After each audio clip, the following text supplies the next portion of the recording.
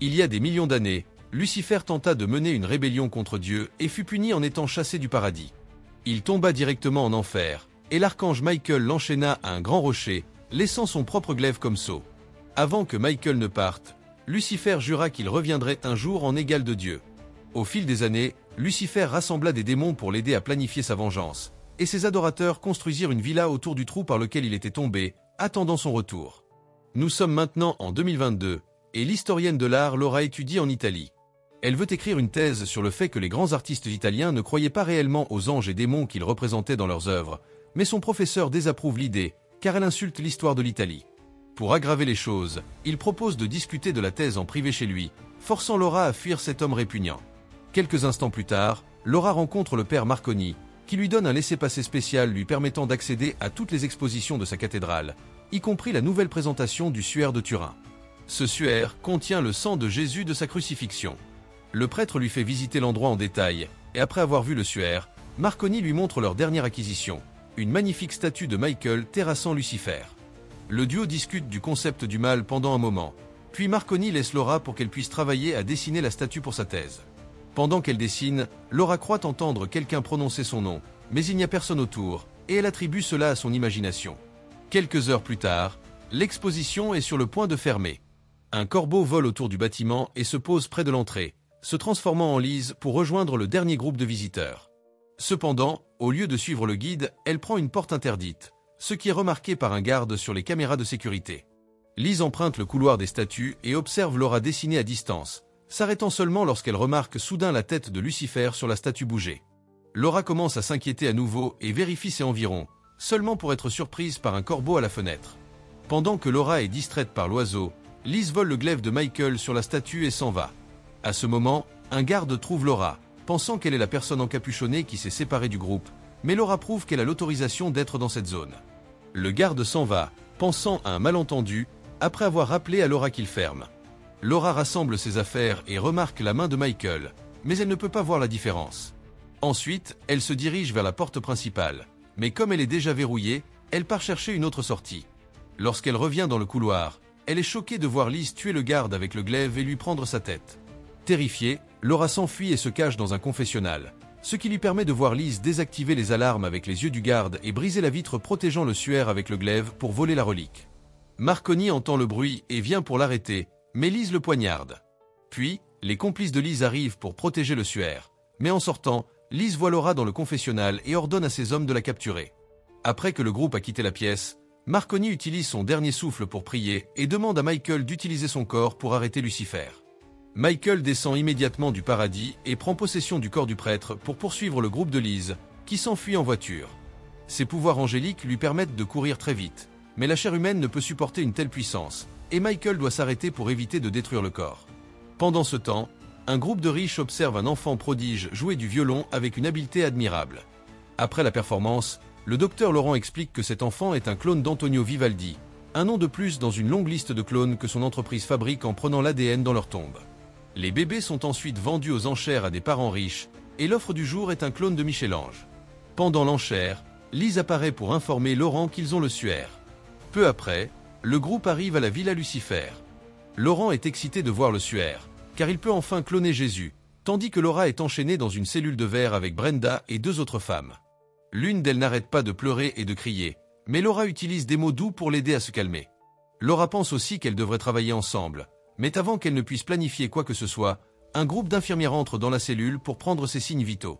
Pendant ce temps, Michael retourne à la cathédrale et trouve d'autres prêtres en train de revoir les bandes de sécurité.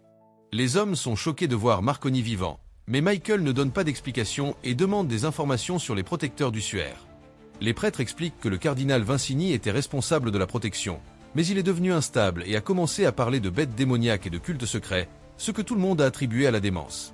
Michael n'arrive pas à croire que des prêtres ne croient pas en ce que la Bible elle-même dit et exige de savoir où est Vincini, apprenant qu'il est maintenant un ermite vivant seul dans un asile.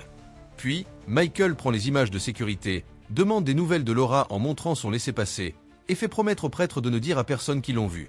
Ensuite, Michael emprunte une veste et part dans la voiture de Marconi, prenant des médicaments trouvés dans la boîte à gants pour gérer la douleur causée par ses pouvoirs. Tout ce temps, un corbeau le suit sans qu'il s'en rende compte.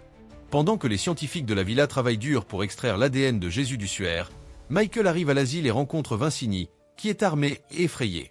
Cependant, dès que Vincini touche Michael, il peut dire qu'il n'est pas juste un prêtre et croit immédiatement qu'il est un ange. Vincini connaît Lise et montre à Michael la villa construite autour du trou vers l'enfer, expliquant que cet asile a été construit comme poste d'observation. Les Écritures parlent du retour de Lucifer un jour, et pour cela, il a besoin de 2 bêtes anciennes appartenant aux 2 mondes, l'une est la femme, faisant évidemment référence à Lise, et l'autre est la bête du sol.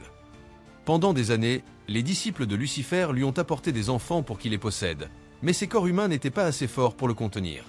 C'est pourquoi ils ont volé le suaire. Ils prévoient de cloner Jésus, car il est le seul avec un corps assez fort pour que Lucifer le prenne. Michael est dégoûté par ce qu'il entend et promet de les arrêter. Alors Vincini conduit Michael au pied de la montagne de la villa. La présence de Michael dans la zone fait réagir son glaive, et maintenant Lucifer peut tirer sur la chaîne pour enfin se libérer du sceau. Dans la villa, les femmes essaient de trouver un moyen de briser leur chaîne tout en discutant de leur vie personnelle, ce qui révèle que Laura a perdu son mari et son enfant. Laurent effectue des tests et découvre que Laura est compatible à 100%, alors Lise lui ordonne d'accélérer le processus. Ensuite, les infirmières reviennent dans la cellule pour prendre les filles, mais les femmes utilisent leur chaîne pour tenter de se défendre. Malheureusement, d'autres infirmières arrivent et les maîtrisent rapidement pour ensuite emmener Brenda et Laura en salle d'opération. Là, les médecins implantent des ovules fécondés avec l'ADN de Jésus dans l'utérus des filles, et Lise apparaît pour se présenter comme un ange du Seigneur. Elle dit à Laura qu'elle sait que c'est elle, car elle a vu ses croquis de Lucifer dans la cathédrale, et ils étaient très inspirants. Pendant ce temps, Vincini laisse Michael à l'entrée d'une grotte secrète qui le mènera à la villa.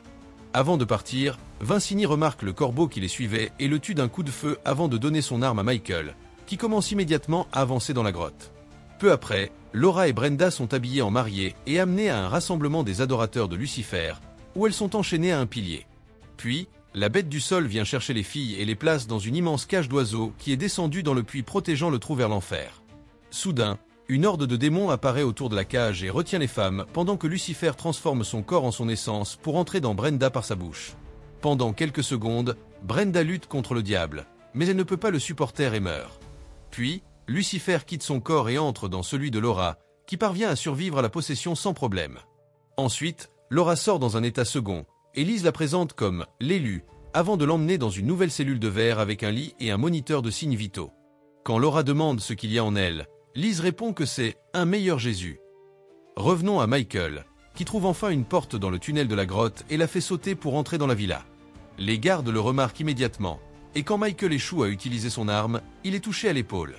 Il répond en assommant les gardes avec quelques coups, puis il vole un uniforme et un laissez-passer pour passer inaperçu. Michael accède au laboratoire et récupère le suaire avant de regarder les caméras de sécurité pour localiser Laura. À ce moment, Laurent entre dans le laboratoire, mais Michael le pousse immédiatement contre la table et exige des réponses. La seule réponse de Laurent est qu'il travaille pour un nouveau départ. Michael décide d'ouvrir les bonbonnes de gaz et d'allumer une fusée éclairante pour faire exploser tout le laboratoire, mettant le feu entre lui et les gardes qui arrivent. L'alarme incendie retentit dans tout le bâtiment, et Laura demande à l'infirmier de la laisser partir, mais le type refuse de la laisser sortir de la cellule. Soudain, Michael arrive, et après avoir assommé l'infirmier, Laura l'enlace, pensant que Marconi est toujours vivant. Cependant, Michael est distrait, car Lucifer commence à lui parler télépathiquement, le narguant à propos de sa liberté. Michael ne comprend pas comment son sceau a été brisé et devient furieux, faisant croire à Laura qu'il est de l'ennemi. Effrayée, Laura s'enfuit, mais Michael la poursuit rapidement et la traîne dans une pièce avant qu'elle ne soit trouvée par les gardes. Laura répond en volant son arme et en la pointant sur lui, mais Michael la convainc qu'il est de son côté tout en soignant sa blessure par balle.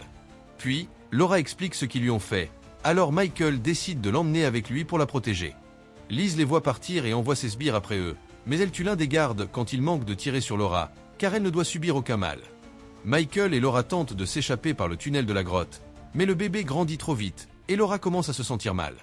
Leur lenteur donne le temps à la bête de les rattraper, et elle commence à combattre Michael, qui offre d'abord un bon combat, mais bientôt son corps humain commence à faiblir à nouveau, et la bête le vainc.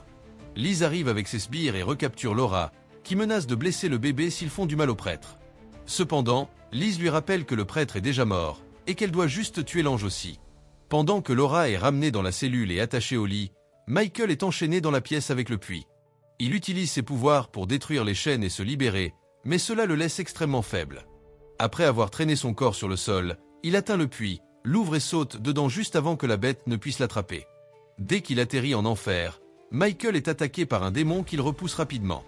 Il vérifie le rocher et est choqué de voir que son glaive n'est pas là. D'autres démons arrivent et utilisent le glaive de Lucifer pour emprisonner Michael de la même manière qu'il avait emprisonné Lucifer des années auparavant. Pendant ce temps, le bébé continue de grandir en Laura à une vitesse surnaturelle. Liz dit à Laura que ce bébé remplacera celui qu'elle a perdu, mais elle refuse de les considérer comme identiques. Lors d'une échographie, Laura regarde le bébé à l'écran et est choquée de le voir soudainement sortir pour rugir contre elle. Mais à ce moment, elle se réveille et comprend que ce n'était qu'un rêve. Elle trouve Liz assise à côté d'elle, qui veut savoir si Lucifer lui parle. Comme Laura ne répond pas, Liz commence à raconter l'histoire de comment Lucifer a combattu le tyran qu'ils connaissent sous le nom de Dieu, et quand Laura dit qu'elle s'en fiche, Liz la gifle. Liz promet de libérer Laura après qu'elle aura accouché, mais pour l'instant, elle exige du respect. Peu après, un groupe d'enfants trouve Michael sur le rocher. Il s'avère que ce sont les sacrifices ratés qui ont travaillé ensemble pour survivre en enfer. Michael promet qu'il peut les ramener chez eux s'ils parviennent à trouver son glaive, mais les enfants ne sont pas sûrs de pouvoir faire confiance aux anges, puisque Lucifer en était un aussi. Malheureusement, les démons interrompent la conversation, et les enfants s'enfuient, mais quelques-uns sont capturés, et Michael ne peut que regarder avec frustration. De retour dans la cellule, l'essence de Lucifer quitte temporairement l'utérus de Laura et entre dans son esprit par son oreille pour lui faire une offre qu'elle ne peut refuser. Si Laura l'accepte dans sa vie, Lucifer l'aidera à tuer l'homme qui a assassiné sa famille et aussi Liz, que Laura déteste. Acceptant le marché, Laura s'allonge sur le lit et accepte que Lucifer prenne le contrôle du bébé pendant qu'elle rêve de tenir l'enfant et de créer un lien avec lui. Liz observe tout cela et commence à s'inquiéter que Laura devienne trop puissante. Plus tard, pendant qu'une infirmière effectue des tests, Laura utilise ses nouveaux pouvoirs pour éteindre la lumière et tuer l'infirmière. Puis, elle quitte la pièce et heurte une autre infirmière, qu'elle commence immédiatement à frapper et à donner des coups de pied jusqu'à ce qu'il meure. Soudain, Laura sort de l'emprise sombre de Lucifer et est terrifiée par ce qu'elle vient de faire, décidant qu'elle doit tuer le bébé avant que cela n'empire. Cela pousse Lucifer à lui demander de ne pas le faire tout en l'appelant « mère ». Laura ignore la voix de Lucifer et court dans un placard de ménage alors que les gardes commencent à la poursuivre. Après avoir verrouillé la porte, Laura attrape une bouteille de chlore et lutte contre le contrôle de Lucifer pour la boire. Alors que Laura vomit et commence à se tordre de douleur, Liz enfonce la porte et crie contre Laura pour ce qu'elle a fait au bébé. Lorsqu'elle s'apprête à partir chercher un médecin, Laura utilise soudain ses pouvoirs pour fermer la porte et pousser Liz au sol pour vomir sur son visage. Il s'avère que Lucifer contrôle maintenant son corps, et c'est lui qui punit Liz pour ses erreurs. Liz souhaite qu'elle aurait pu être celle qui portait le bébé, mais Lucifer ignore ses supplications pour lui donner de nouveaux ordres. Après la naissance, personne ne doit savoir ce qui s'est passé ici, donc tout le monde doit mourir. Il s'inquiète aussi du fait que Laura et le bébé créent un lien, ce qui signifie qu'elle doit être tuée après la naissance aussi. Puis, Laurent arrive, et Lucifer le frappe en exigeant d'être sauvé du chlore. Peu après, le corps de Laura est placé dans une capsule de guérison. L'essence de Lucifer quitte temporairement son corps et prend possession d'un démon en enfer pour parler à Michael et se moquer de son échec, ce qui est vu par les enfants dans l'ombre comme preuve que Michael est un bon gars. Après que Lucifer est parti, Michael comprend enfin pourquoi Dieu permet cela, et les enfants viennent à son secours. Ils ne sont pas assez forts pour retirer le glaive démoniaque des chaînes, alors ils partent chercher le propre glaive de Michael. Ils le trouvent parmi des débris, mais avant de pouvoir le donner à Michael, une horde de démons arrive et offre aussi la liberté aux enfants. Pendant un moment, les enfants hésitent, mais ensuite ils se souviennent de ce qu'ils ont entendu et donnent le glaive à Michael, qui retrouve momentanément sa forme originelle et tue les démons. Après avoir promis aux enfants qu'il reviendra bientôt pour eux, Michael retourne sur Terre dans le corps de Marconi et récupère le suaire avant de retourner au bâtiment principal. Il assomme un garde et vole une arme avant d'aller vérifier Laura, seulement pour que la voix de Lucifer lui réponde. Désespéré d'aider, Michael commence à pousser la capsule pour l'emmener dans une autre pièce, ce qui est vu par une infirmière. Après avoir verrouillé la porte, Michael ouvre la capsule et essaie d'expliquer que le bébé n'est pas ce que Laura pense, mais Lucifer le repousse avec un rugissement puissant. Puis, Lucifer guide le corps de Laura pour se tenir au-dessus de Michael et annonce que sa poche des os s'est rompue avant de libérer le liquide sur l'ange, brûlant son corps. Michael essaie de s'enfuir, mais Lucifer l'attrape et le tient sur les genoux de Laura en lui demandant d'être adoré. Quand Michael refuse, Lucifer lui perce le cou avec les doigts de Laura, mais Michael n'abandonne pas et partage la conclusion à laquelle il est arrivé. Dieu permet cela, car si Lucifer entre dans le corps saint de Jésus, Jésus le gardera sous son contrôle et scellé pour toujours. Lucifer est furieux d'entendre cela et commence à faire une crise, assommant Michael dans le processus. Quand Liz arrive avec les gardes, Lucifer lui demande de tuer le bébé, mais Liz suppose que c'est Laura qui parle à nouveau et fait emmener les gardes à l'hôtel. Au-dessus du puits vers l'enfer, Laura donne naissance au bébé et Liz le prend immédiatement. Laura est laissée seule sur le puits, et la bête ouvre le couvercle pour la faire tomber avant de rejoindre les autres dehors. Lise présente leur nouveau sauveur aux disciples de Lucifer et annonce qu'il sera baptisé avec du sang au lieu d'eau, puis la bête commence à tuer chaque disciple, médecin et garde. Laurent est choqué, mais aussi soulagé d'être épargné. Cependant, après avoir embrassé la tête du bébé, la bête le tue aussi. Pendant ce temps, Michael se réveille et brise la fenêtre avec son arme pour s'échapper de la pièce. Il entre dans la salle du puits et trouve Laura accrochée au bord. Alors il l'aide à remonter avant qu'ils ne poursuivent leur ennemi ensemble. Lise s'apprête à partir avec le bébé dans une voiture, mais Laura saute sur elle et la frappe avant d'atteindre l'enfant. Lise demande qu'aucun mal ne soit fait à Lucifer, et Michael explique que le bébé n'est pas Lucifer.